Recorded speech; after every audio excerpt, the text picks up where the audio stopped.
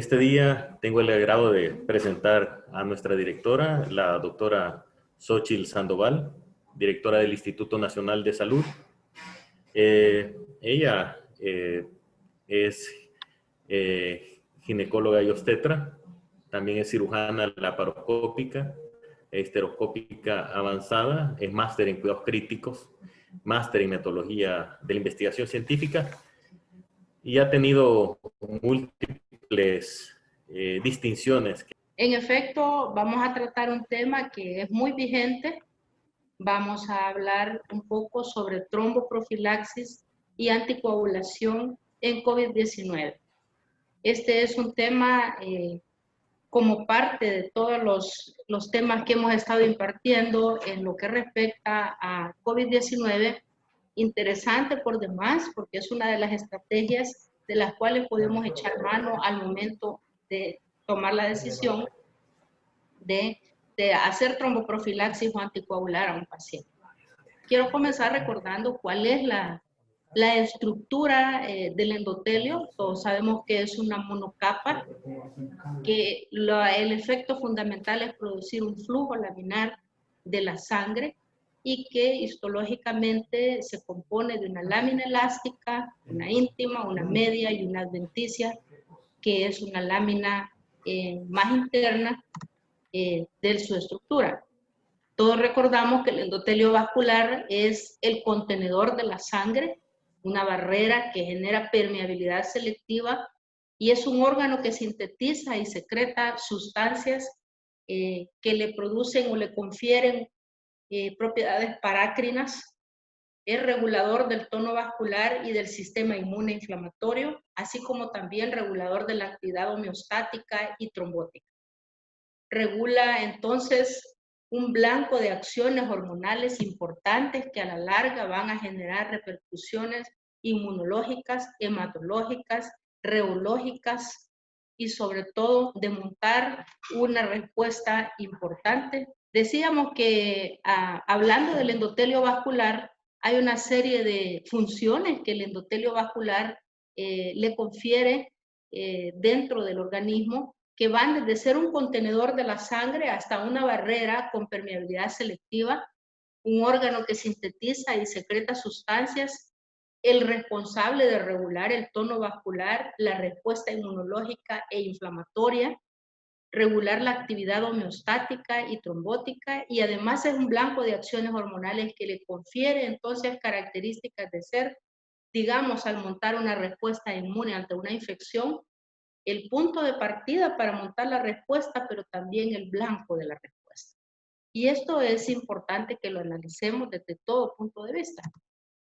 Decíamos entonces que es punto de partida y es blanco de todas las funciones del organismo, pero que además de tener todo este control vasomotor y de hemostasia, así como de ser responsable de la fibrinolisis y del control de la misma, de la inflamación, del estrés oxidativo y de la permeabilidad vascular, así como de mantener la estructura de la microvasculatura, todas estas funciones participan en el paso a paso en la circulación de todas estas de forma concatenada y coordinan muchos mecanismos de defensa del huésped que pueden montar una sobrerespuesta contra un microorganismo, en este caso contra SARS-CoV-2, que afectan al huésped en algún momento.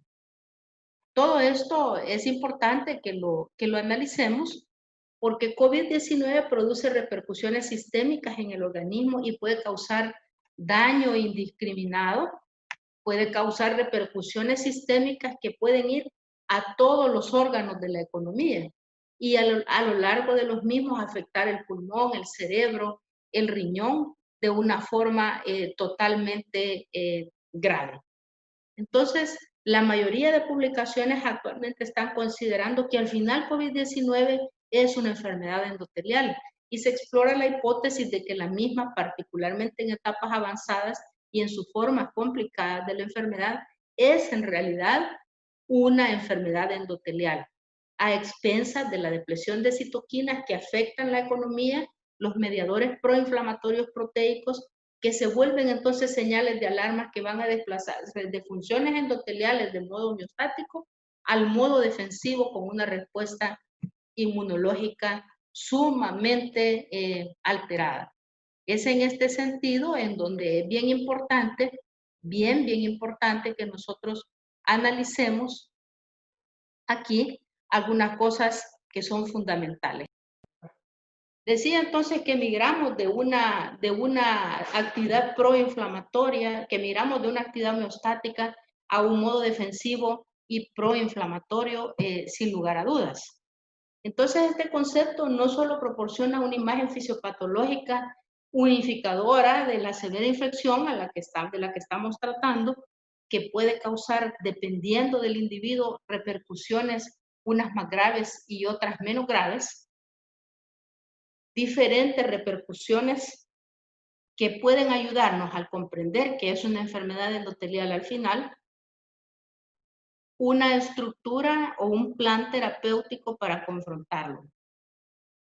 Todos debemos recordar cuáles son las fases de la enfermedad y que al final la fase de respuesta viral en el tiempo se entrelaza con esta fase de respuesta inflamatoria con una elevación de ciertos parámetros inflamatorios y de hiperfibrinolisis, como el aumento de la LDH, la ferritina, la PCR, las interleucinas 6 y 10 y el dímero D, pero que al final hay un traslape entre las repercusiones de la respuesta a la infección viral, la inflamación y la trombosis como tal.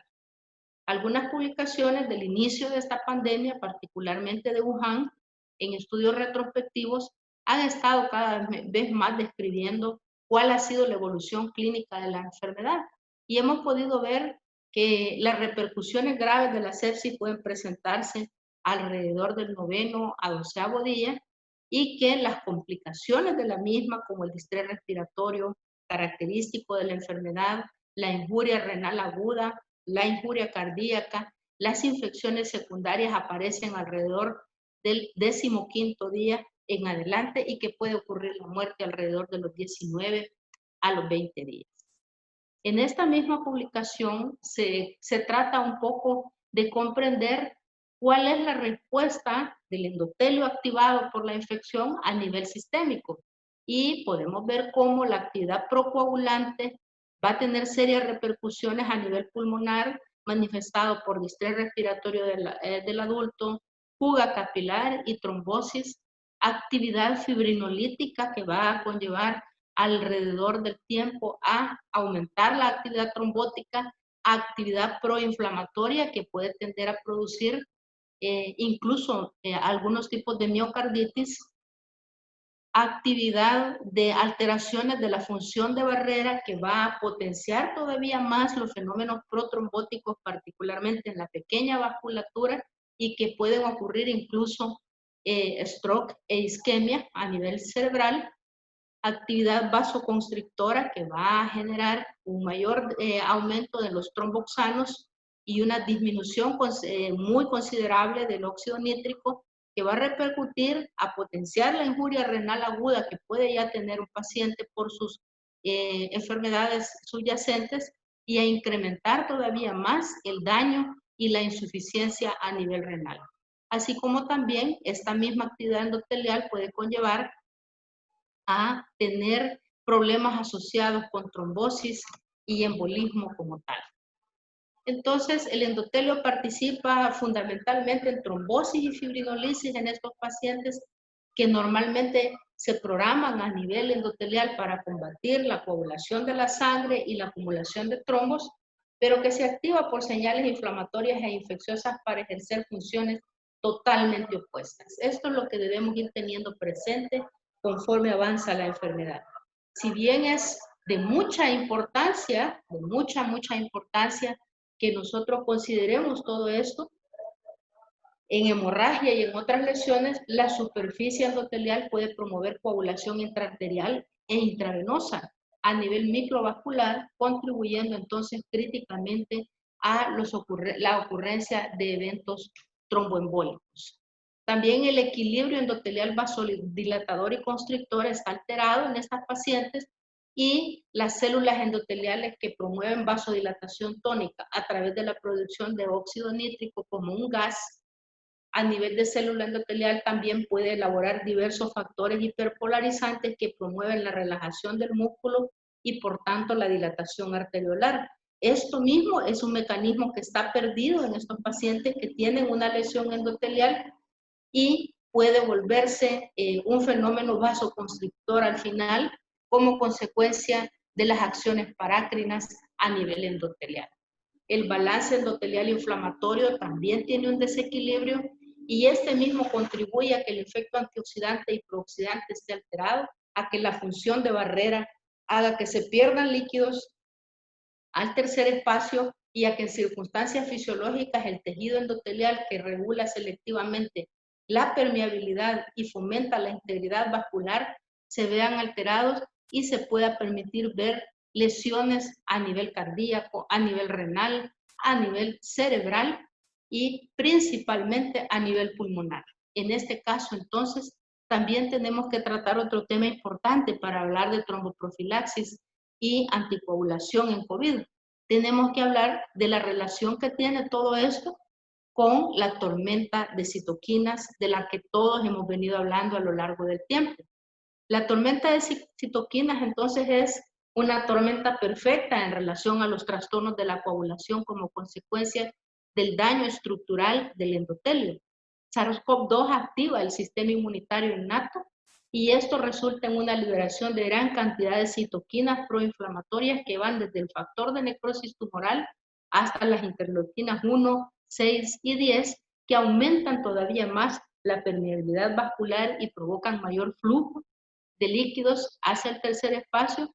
La cantidad de líquidos y células sanguíneas en los alvéolos provoca entonces un encharcamiento que genera disnea e incluso falla respiratoria, y esta llamada tormenta de citoquinas debe interpretarse entonces como una producción descontrolada de las mismas de forma proinflamatoria que conduce a distrés respiratorio, a CID e insuficiencia orgánica múltiple.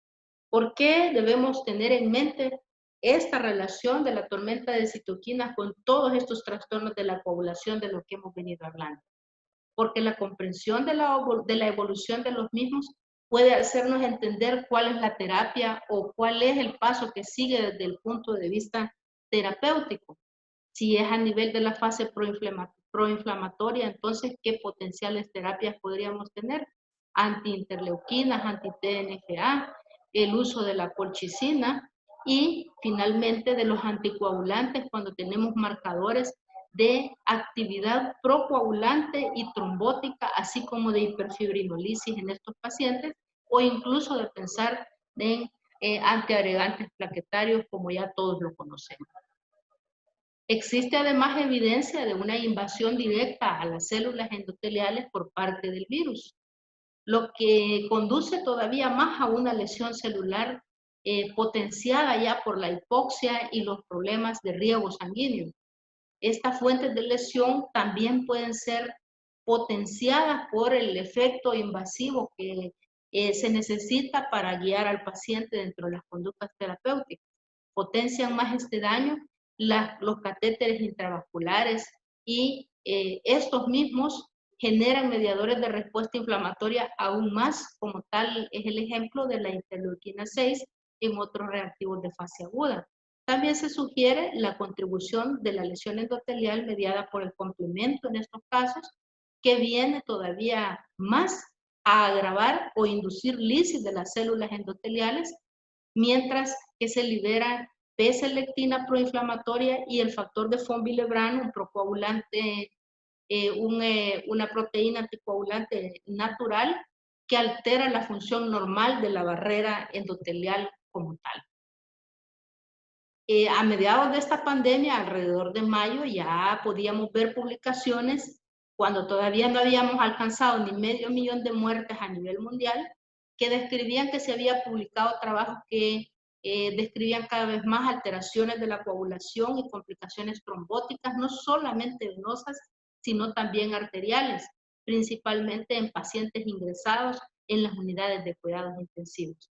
Y es importante que veamos cómo estas infecciones desencadenaban una respuesta inmunitaria que provocaba liberación de diferentes mediadores inflamatorios a la sangre problemas de coagulación y trombogénesis de forma constante. Y cómo el monitoreo de los marcadores de la coagulación más estudiados a lo largo del tiempo, como es el dímero D y su elevación, tiene implicaciones pronósticas para estos pacientes y debe de irnos dejando en mente la posibilidad de eventos tromboembólicos de forma constante como una complicación para estos pacientes que ya vienen poniéndolo en la mesa de discusión. Todos sabemos que la fisiopatología de la activación de la coagulación en situaciones de sepsis parte de una situación de invasión de un microorganismo a la célula o al torrente sanguíneo, que hay una respuesta hiperinmune que va a generar liberación de citoquinas proinflamatorias como las que ya conocemos y que al final esta situación activa la línea de neutrófilos, activa también la línea plaquetaria y activa todo lo que tenga que ver con células endoteliales. Todos conocemos que histológicamente una plaqueta tiene casi la misma estructura del endotelio vascular. Como consecuencia, la respuesta de todas estas tres líneas es la hipercoagulabilidad y la disfunción endotelial que a lo largo va a producir micro y macrotrombos en la economía.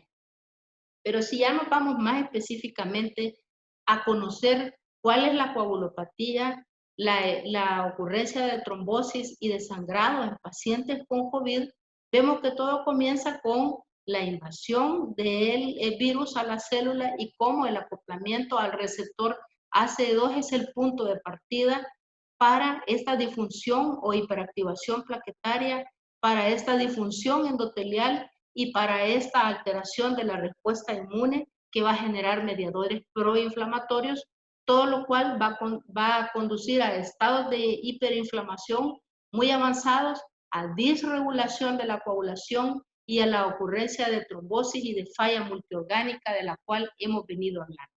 Da la impresión que es muy parecida a la evolución a la de una sepsis en general, pero este tiene particularidades porque además hay una lesión, una invasión del el virus a las células endoteliales que va a potenciar aún más el daño. Y es en este sentido donde Gauna y Bernava ya en 2020 ha venido describiendo el RITAC, que es la respuesta inmune trombótica asociada a COVID-19.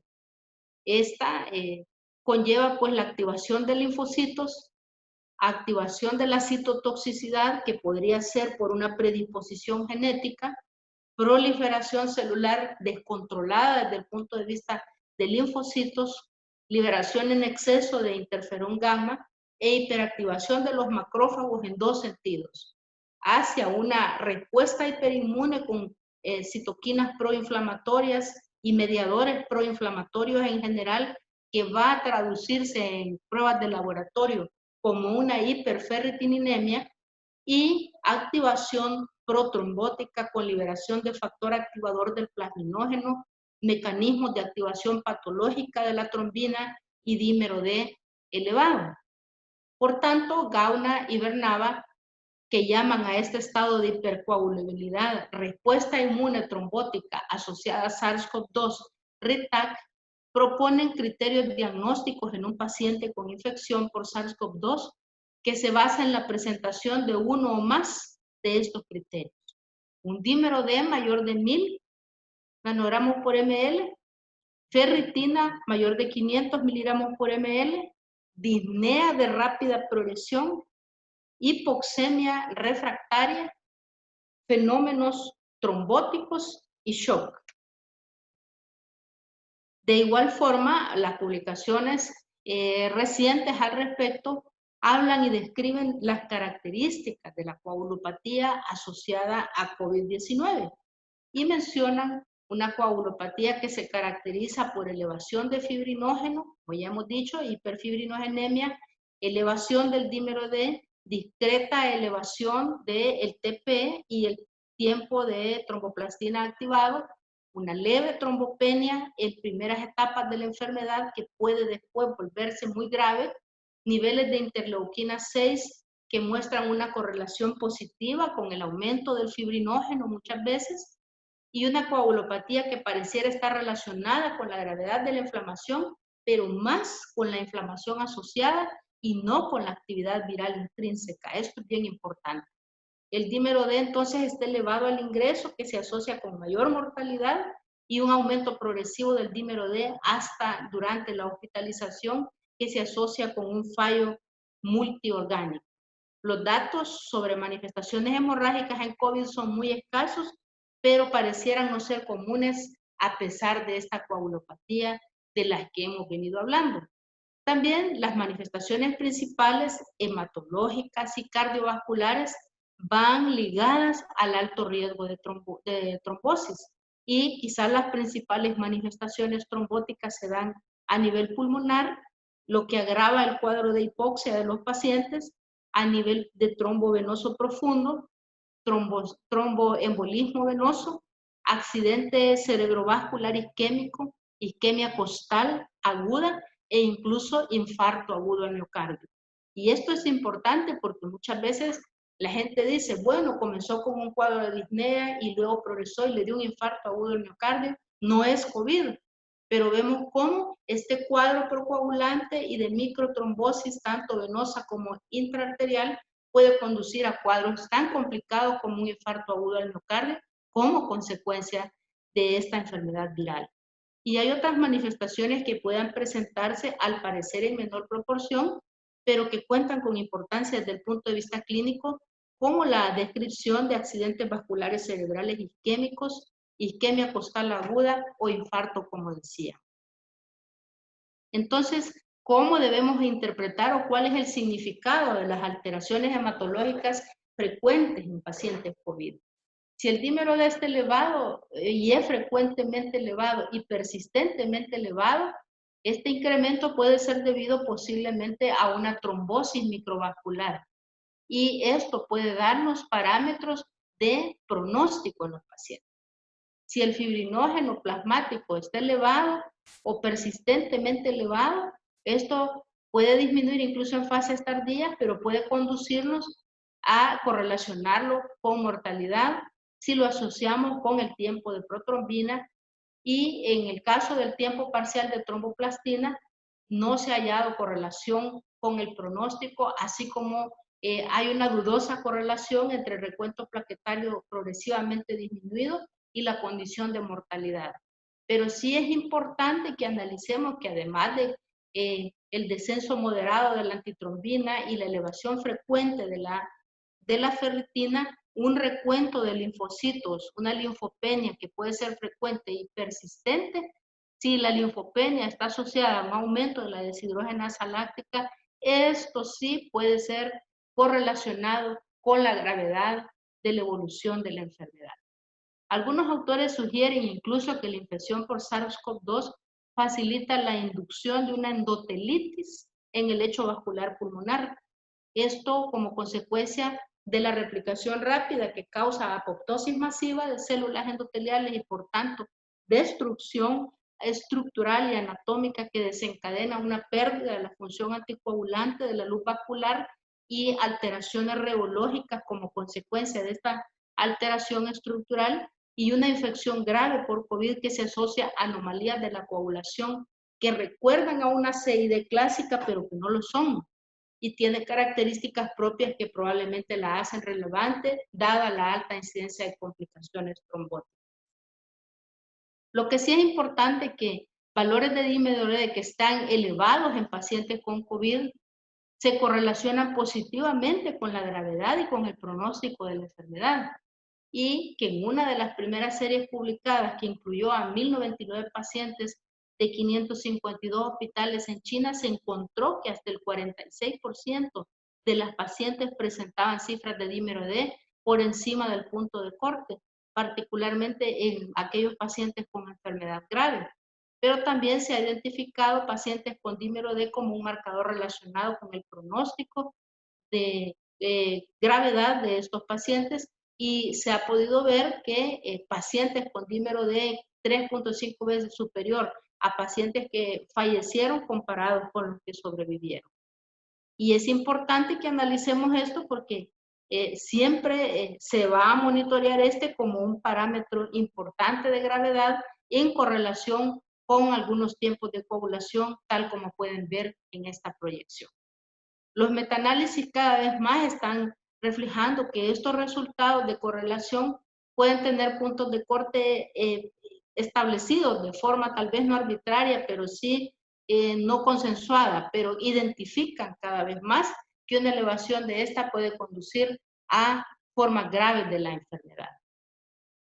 Lo que sí está descrito es que la incidencia de eventos trombóticos en pacientes ingresados en UCI con COVID en relación a compararlos en pacientes ingresados en UCI no COVID, mediante el uso de análisis de propensión, han encontrado que los pacientes con distrés respiratorio por COVID presentan un mayor riesgo de eventos trombóticos que el grupo de control no COVID. Entonces, estamos viendo cada vez más que la actividad procoagulante acompaña la enfermedad de forma no tan silente, sino que de forma bastante evidente como lesión a órgano blanco, y debemos tomarla en cuenta como parte de nuestra estrategia de tratamiento. Y esta es otra terminología que es importante, que es el síndrome hiperinflamatorio acompañada de los microclots. ¿Qué es esto? Bueno, otra vez el acoplamiento al receptor ACE2 para el ingreso del virus a la célula produce lo que ya conocemos de daño celular, de un incremento de la actividad proinflamatoria, de una depresión importante de interleuquinas proinflamatorias y de injuria vascular endotelial que tiende a producir al final dos cosas en el pulmón. Un desequilibrio en el BQ, un aumento del lactato deshidrogenasa y trombosis pulmonar. Importante porque casi todos estos hallazgos podrían explicar la hipoxemia grave que caracteriza el distrés de los pacientes COVID, consecuencia del trastorno de ventilación-perfusión y de la pérdida del reflejo de vasoconstricción hipóxica, que apoyaría la hipótesis propuesta por algunos autores que sugiere que las formas graves de COVID se relacionan con disfunción endotelial y trombosis microvascular. A esto se le ha propuesto el concepto de microclots. Esto tiene que ver con el daño vascular endotelial a nivel pulmonar y la ocurrencia del síndrome tromboinflamatorio que lo constituye en un síndrome de distrés respiratorio atípico asociado a COVID. Y es que esta microtrombosis de la que hablamos y esta actividad procoagulante y protrombótica ocurre en todos los órganos de la economía, incluso la piel, como pueden ver en esta fotografía.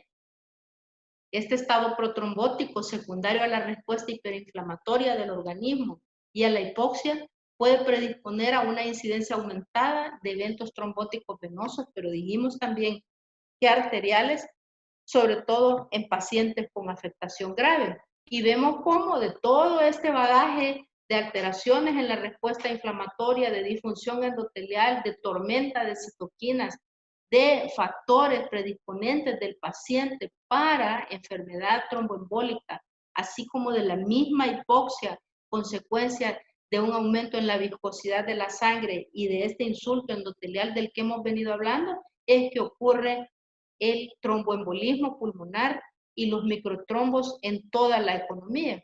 Vemos cómo la incidencia de embolia pulmonar es hasta del 8.9% en algunas investigaciones ya reportadas en pacientes COVID hospitalizados y hasta en 1/3 de los que requieren ingreso en la unidad de cuidados intensivos. Es decir, no es despreciable su ocurrencia y puede ser causa de muerte, a pesar de la anticoagulación profiláctica incluso.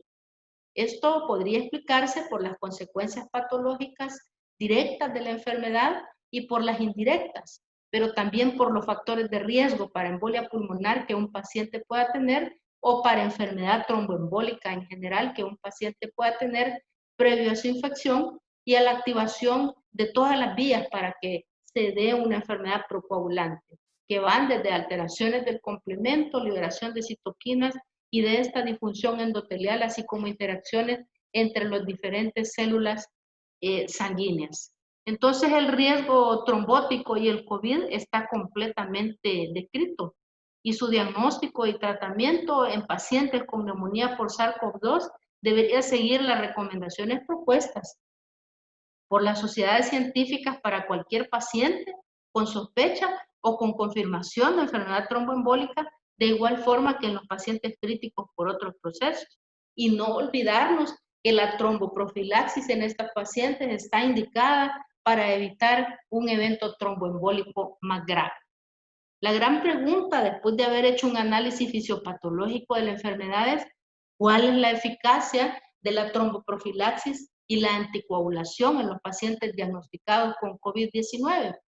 Pues bueno, las publicaciones hasta ahora, y yo voy a hacer un resumen de la evidencia que hay, nos dicen categóricamente algunas cosas que son importantes para tomar en cuenta como una parte de estrategia terapéutica a la tromboprofilaxis o incluso la anticoagulación. En primer lugar, que la tromboprofilaxis debería de iniciarse en todos los pacientes con sospecha o confirmación de COVID ingresados en un hospital. Imagínense las repercusiones de esta recomendación. Todo paciente hospitalizado debería de tener tromboprofilaxis. Ojo, ¿verdad?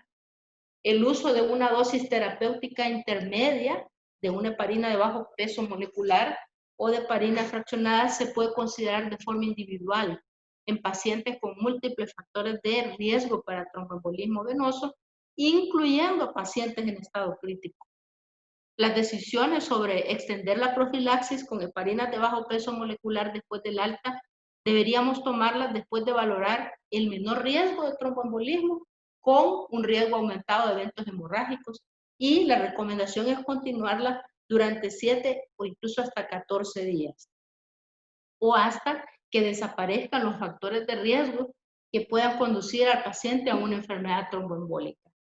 La anticoagulación terapéutica, entonces, es la piedra angular en el manejo del paciente con embolia pulmonar, y la selección de un agente adecuado, su dosificación correcta, requieren de la consideración de las comorbilidades subyacentes de los pacientes.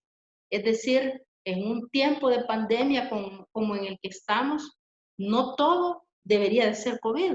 Es decir, debemos pensar en COVID, pero debemos de pensar que este puede ser solo la punta del iceberg para tener un evento tromboembólico, que debajo de esa punta del iceberg puede haber sobrepeso, puede haber herencia, pueden haber antecedentes o ingesta de medicamentos que vuelvan a la situación procoagulante algo un poco más común. ¿Y qué factores de mayor riesgo trombótico en los pacientes con COVID se describen?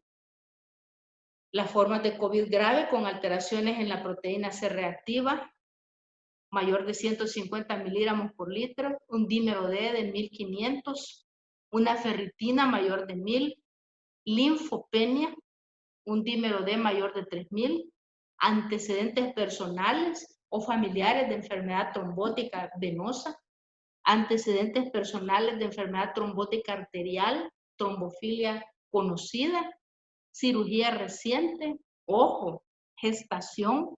No debemos dejar de lado que una mujer embarazada tiene una situación fisiológica que le conduce a hipercoagulabilidad. Todos sabemos que el embarazo es una etapa de la vida procoagulante.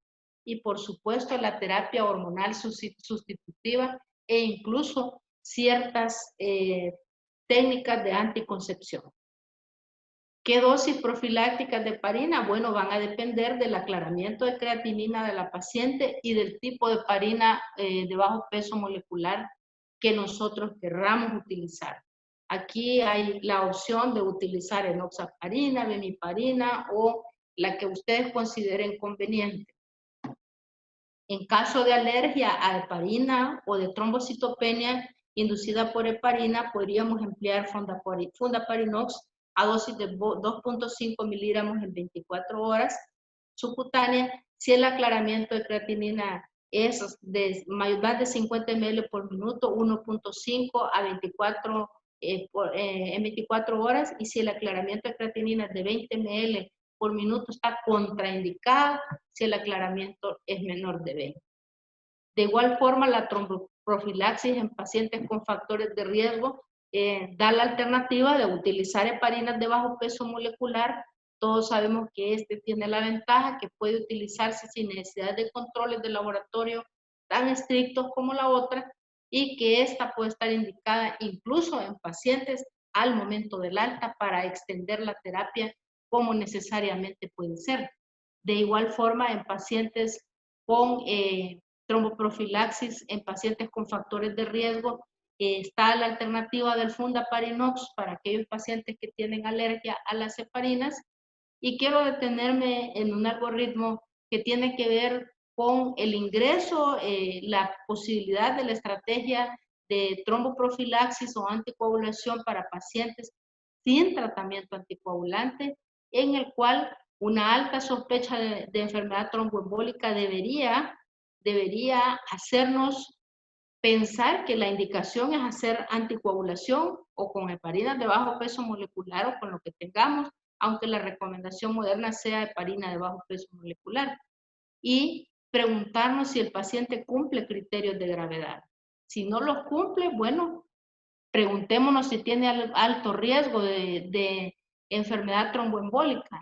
Si no, pues bueno, está indicado y si está hospitalizado, heparina de bajo peso molecular en dosis profiláctica en cualquiera de las alternativas.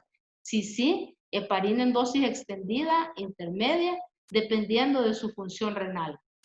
Y de igual forma, sí, para el caso de la enfermedad tromboembólica, una dosis anticoagulante de acuerdo a su función renal con cualquiera de las alternativas de las que hemos hablado, y al alta hospitalaria tomar la decisión en el caso de tromboprofilaxis, extenderla de acuerdo a la evolución del paciente. De igual forma, un algoritmo que pueda describirnos al ingreso por COVID-19 con tratamiento anticoagulante oral previo. ¿Qué podemos utilizar? Bueno, ahí tenemos las alternativas, salvo mujeres embarazadas, de utilizar acenocumarol o warfarina, dabigatran o todos los antifactor 10 activados como apixaban, rivaroxaban o edoxaban, siempre y cuando en el caso de la warfarina tenemos que tomar en cuenta el parámetro de, ¿cómo se llama? El índice, el INR, que tiene que estar en un estándar de 2.0 a 2.5 para pacientes con prótesis valvular mecánica. En pacientes en los que vamos a usar dabigatran, función renal normal, iniciar heparina de bajo peso molecular, y en disfunción renal, iniciar heparina de bajo peso molecular tras la última dosis, e iniciar siempre dosis anticoagulantes si este es requerido. Y a la alta hospitalaria, irnos con tratamiento para COVID, y si requiere anticoagulantes orales, si interfiere la anticoagulación oral, mantener heparinas de bajo peso molecular a dosis anticoagulantes. Si se requiere reinicio de anticoagulantes orales, mantener la dosis de heparina de bajo peso molecular a dosis anticoagulantes hasta que el INR sea mayor o igual a 2 o mayor o igual a 2.5 en el caso de pacientes con prótesis valvular mecánica. Y el reinicio de anticoagulación oral, iniciar la dosis cuando estuviese programada la siguiente dosis de heparina de bajo peso molecular. Entonces, la tromboprofilaxis y la anticoagulación en pacientes COVID, en síntesis, por desgracia, todavía no tiene una evidencia científica sólida que respalde un tratamiento antitrombótico en específico de acuerdo al tipo de paciente infectado por COVID. Nos movemos en un escenario cambiante todavía, en el que incluso no se ha demostrado de manera clara el beneficio clínico de un tratamiento antiviral específico. Pero vemos que la mayoría de recomendaciones, por el análisis fisiopatológico de la enfermedad, pero también por los hallazgos de las autopsias, principalmente descritas en Italia, que se presentan, se basan en la opinión de expertos o en series muy escasas de pacientes. Lo que trae a cuenta que nosotros deberíamos reflexionar sobre cómo hemos actuado en estas primeras fases, en esta primera ola de la pandemia, y ahora que pareciera que se va reduciendo la virulencia de la enfermedad, pues es necesario identificar qué aciertos hemos tenido y qué errores para estar preparados ante una posible y segura segunda ola, tal como lo vemos, ¿verdad? Que lo auguran muchos expertos, y abordar adecuadamente a los pacientes infectados para evitar sucesos fatales. Esto incluye asegurar a la población no infectada, y esto es prioritario que nosotros lo pensemos. La estrategia de tromboprofilaxis y anticoagulación podría salvar vidas. Muchas veces el esfuerzo de haber hecho un manejo multidisciplinario prolongado en un paciente críticamente enfermo puede verse frustrado al alta por no haber considerado el tratamiento extendido con dosis intermedias de una heparina de bajo peso molecular, por ejemplo, o tener una muerte en un paciente con una enfermedad moderada que estuvo hospitalizado al alta por no haber considerado la tromboprofilaxis como una alternativa viable. Quiero dejar por último en la mesa de discusión las publicaciones que ya están comenzando a ver sobre medicina de precisión asociada a infección por SARS-CoV-2. Vemos cómo ya se han identificado en el huésped en varios estudios factores genéticos para ciertos locus o para ciertas expresiones como AC2, el TPRS, S2, el CD14, el 147, y para los locus 9 y 3 en ciertos sitios, factores predisponentes para la enfermedad. Pero en resumen estamos viendo que no solo hay predisposición para la infección, sino predisposición para que cierto tipo de pacientes se inclinen por un patrón proinflamatorio o uno hipoinflamatorio, o por un patrón procoagulante que pueda generar eventos trombóticos, incluso arteriales, en una enfermedad que no necesariamente pudo haber sido severa, pero que pueda tener una expresión genética, que la infección sea un gatillante para desencadenar una patogénesis que pueda conducir a enfermedad tromboembólica y a muerte incluso. Vemos cómo la medicina de precisión podría servirnos para identificar este grupo de pacientes en el cual puede haber no solo comorbilidades, sino estos factores de riesgo para que sean susceptibles a que la enfermedad sea mucho más compleja y que las características virales solo puedan potenciar la ocurrencia de estas complicaciones. Solo esto tenía por decirles el día de ahora. Me gustaría escuchar sus opiniones y estoy a su disposición para cualquier pregunta. Muchas gracias. Muchas gracias, doctora, por tan excelente tema, por transmitirnos la ciencia y la actualidad sobre el tratamiento de tromboprofilaxis y anticoagulación en los pacientes con COVID. Un tema delicado y que usted lo ha presentado de manera clara. ¿En qué nivel está la evidencia que se está presentando? Tenemos una pregunta en el chat que dice, ¿es necesario dosis de tromboprofilaxis o dosis de anticoagulación en pacientes con infección severa por COVID sin embolia pulmonar? Y segunda, ¿hay algún medicamento que tenga superioridad sobre otro, heparina versus rivaroxaban? En pacientes, dice, ingresados críticos sin embolia pulmonar. Sin embolia pulmonar, así es, con infección Sí, severa por COVID. la pregunta es sumamente clara, ¿verdad? Y también la respuesta, porque lo que dicen las recomendaciones de las asociaciones que pueden recomendar esto, SEMISUC, la CHEST, las de cardiología, las asociaciones de trombosis y hemostasia internacionales, es que todo paciente ingresado debería de tener tromboprofilaxis. Y la tromboprofilaxis puede depender de la realidad nuestra, cuál vamos a escoger. Si no tenemos una heparina bajo peso molecular, bueno, pues tenemos heparina sódica y podríamos utilizarla aún con las desventajas que esta tiene, ¿verdad? En cuanto a comodidad para el paciente y para el equipo de salud.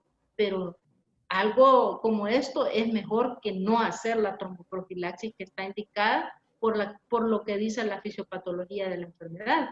Si a mí me da a escoger, yo me inclinaría por una heparina de bajo peso molecular que tuviera una vida media, digamos, más estable y que además tenga una tasa de resangrado o de sangrado muy baja. Y las hay en el mercado. Gracias. ¿Y cuál era la otra pregunta, doctor? Si hay superioridad de un medicamento sobre otro, las heparinas de bajo peso molecular o las heparinas normales. Creo que ya lo contesté, ¿verdad? Sí. Creo que más que todo, como decía, es la comodidad, pero que hay en el mercado alternativas de heparinas de bajo peso molecular y si no las tenemos, pues entonces utilicemos lo que tenemos, pero es mejor contemplar la posibilidad de tromboprofilaxis y por supuesto hacer una deambulación temprana es una cosa importante que puede salvar vidas. Sí, muy bien. Este tema ha sido muy interesante y lo hemos discutido también en otros ambientes con usted. Me gustaría que comentara su experiencia y cómo ha visto con los diferentes clínicos que ha tenido contacto en este tiempo, cómo ven ellos desde su experiencia el uso de la tromboprofilaxis en COVID, ya en la realidad, en nuestros ambientes o en países que ha conocido la experiencia que han tenido. Sí, gracias, doctor. Creo que esta es un punto muy importante de discusión que se puso sobre la mesa en un inicio como una elucubración. Recuerdo que lo discutíamos aquí alrededor de enero, febrero de este año por la fisiopatología que ya se estaba describiendo de la enfermedad. Y creo que así como nosotros, que lo hemos discutido aquí desde el punto de vista clínico y también en base a la medicina basada en la evidencia, también hemos visto el enorme vacío que hay sobre esto, que no hay un consenso todavía, pero podemos ver que la correlación de los hechos con las manifestaciones clínicas y la fisiopatología de la enfermedad con los resultados, hemos visto morir pacientes jóvenes con enfermedades no necesariamente tan graves que han vuelto al hospital con un cuadro muy sugestivo de evento tromboembólico, y no digo solo en el país, sino en el mundo, o pacientes con no tantos factores de riesgo clínicos identificados, pero que se vuelven muy graves y se complican, hacen eventos tromboembólicos o microembolias incluso intraarteriales con severas afectaciones cardiovasculares, renales y hematológicas, con patrones proinflamatorios, hiperinflamatorios o hipoinflamatorios, todos los cuales pueden predisponer a situaciones procoagulantes. Creo que solo es cuestión de tiempo y de documentación para poner en regla de forma categórica que la tromboprofilaxis es más barata que las complicaciones, que el manejo de las complicaciones, y que en algún momento va a haber un consenso que nos va a decir, tal como categóricamente nos dicen ahora, tromboprofilaxis para todo paciente con diagnóstico o sospecha de COVID que está hospitalizado, tromboprofilaxis para pacientes con factores de riesgo que no necesariamente estén ingresados, pero que tienen la enfermedad y tienen factores de riesgo. Creo que hay mucho por escribir en el tema y que la evidencia de hallazgos clínicos o la documentación de hallazgos histopatológicos en los órganos blancos de la enfermedad podrá decirnos cuál va a ser la pauta, pero me adelantaría a decir que la tromboprofilaxis va a ser una de las características más importantes de las que vamos a echar mano. Quiero ampliar un poquito el detalle con la anticoagulación y qué recomendación podría dar. Bueno, la anticoagulación la podemos hacer con vía parenteral, ¿verdad? O la podemos hacer con vía oral. Pero si es parenteral, pues yo me inclinaría por utilizar lo más cómodo. Otra vez, una heparina de bajo peso molecular. No olvidemos también la realidad en la que vivimos, que no tenemos la cantidad de heparinas de bajo peso molecular que quisiéramos, como en toda parte del mundo, pero quizás del mundo subdesarrollado. Creo que aquí la heparina sódica no debemos de olvidar que es nuestra amiga y que está ahí, ¿verdad? Que si la sabemos utilizar, podemos anticoagular a un paciente con ella también. Muchas gracias. Tenemos otra pregunta con respecto a, ¿es útil el uso de aspirina en pacientes por COVID? Y el comentario, en nuestro medio es popular el uso de manera profiláctica de aspirina. ¿Su opinión, doctora? Interesante la pregunta, porque a pesar de que en el ambiente popular se habla mucho de la aspirina como un antiagregante, incluso plaquetario, un antiinflamatorio, Todos sabemos que sí es un analgésico antiinflamatorio y que tiene algunas propiedades antiagregantes, pero documentado según la opinión de los expertos para tromboprofilaxis o anticoagulación, no. Y tenemos que utilizarla con cuidado, especialmente en pacientes en los que van a hacer o tienen una CID. La recomendación de utilizarla, bueno, tendrá valor en otro contexto, pero en un contexto de una actividad procoagulante como esta, la recomendación es heparina o anticoagulantes orales de acuerdo a la base de los antecedentes médicos del paciente. Excelente, muchas gracias. Rescatando algunos de los elementos presentados por usted, hiciera un recordatorio sobre el tiempo de dejar la anticoagulación cuando el paciente va de alta, porque algunas veces se dan los problemas cuando el paciente ya va de alta y no sigue un esquema o no se le da anticoagulantes o no sigue el esquema. Una recomendación de usted en Esto este campo. es bien importante también la recomendación que se pueda dar, ¿verdad? Porque a veces decimos, bueno, tromboprofilaxis para el paciente hospitalizado y al alta nos olvidamos de darle tromboprofilaxis al paciente, pero no se han eliminado los factores de riesgo que lo llevaron a la tromboprofilaxis. La enfermedad va en resolución, pero todavía no ha desaparecido. Y además el paciente es obeso o el paciente es hipertenso o el paciente es diabético o es un paciente que tiene base genética, tiene una trombofilia, una colagenopatía o consume algún medicamento que le va a alterar la coagulación y le va a aumentar las condiciones de actividad procoagulante. Ese paciente debería tener hasta que se resuelvan los factores de riesgo o por lo menos hasta que se resuelva la enfermedad, la tromboprofilaxis. Lo recomendado por la mayoría de consensos de expertos es hasta 14 días después del alta. Después del alta. Y si persisten el tiempo que dura la evolución de la enfermedad, que en resumen anda por ese tiempo. Y si vamos a hablar de anticoagulación, va a depender del evento tromboembólico que lo llevó a la necesidad de anticoagularlo.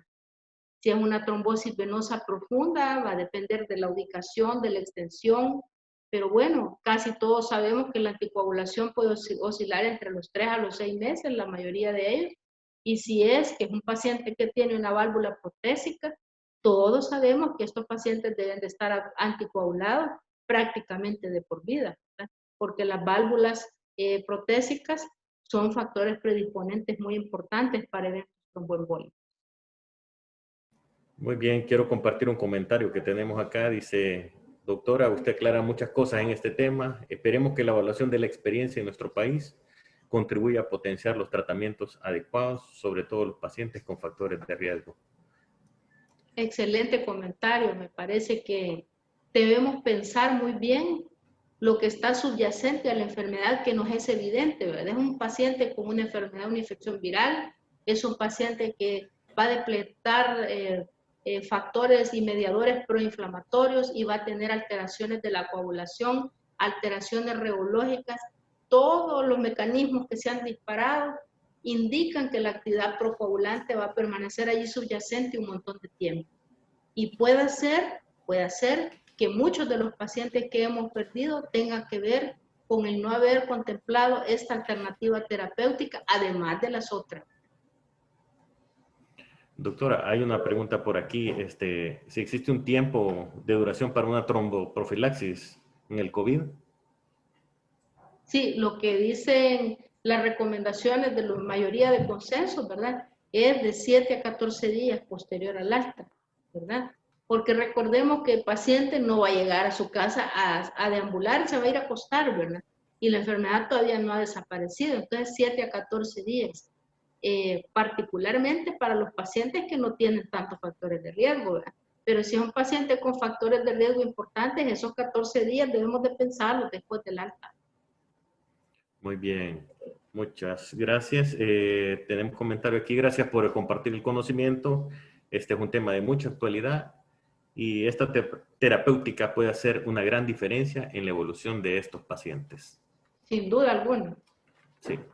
Doctora, agradecemos mucho su ponencia por ponernos al día con la información referente a tromboprofilaxis y anticoagulación por COVID-19. Es un gusto escuchar sus ponencias y seguir aprendiendo. Invitamos a todos los que están conectados en este momento a que puedan después tener acceso a través de nuestras redes a la grabación de esta presentación y también hacerles la invitación para que visiten nuestras redes y también invitarlos para el próximo miércoles 7 de octubre, donde veremos el tema de mecanismo de transmisión de SARS-CoV-2 y será en este caso impartido por la doctora Reina Domínguez, que es la jefa del Departamento de Investigación en Salud. Así que Muchas gracias. Muchas muchas gracias. gracias y pasen muy buenas tardes a todos los que se conectan.